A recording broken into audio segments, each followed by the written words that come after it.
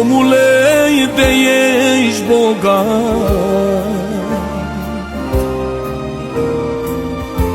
nu uita de cel sărac.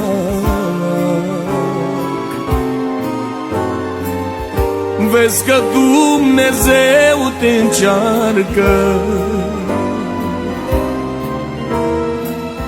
atunci când bate la poartă.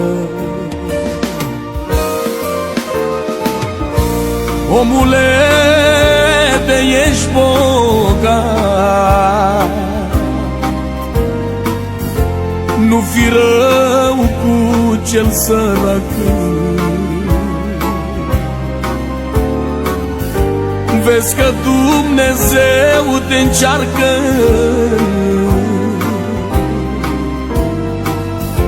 ajută-l și pe el, frate.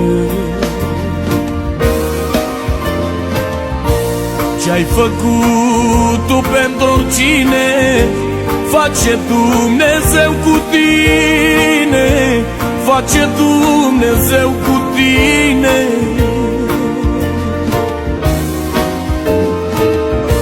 Ce-ai făcut tu pentru oricine, face Dumnezeu cu tine și ne stă belșug de pâine.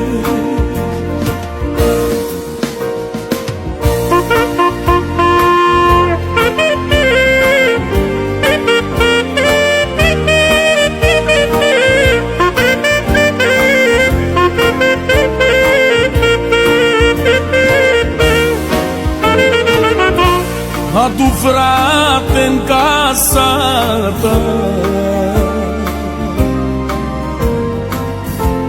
pe orfan și văduva,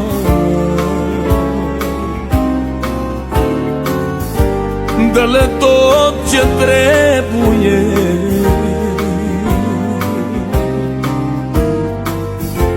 Iisus cu drag privește.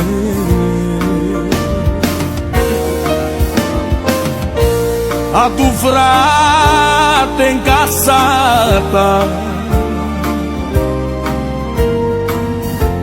pe orfan și văduva,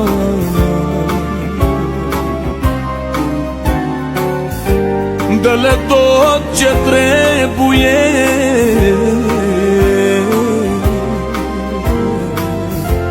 Iisus cu drag privește.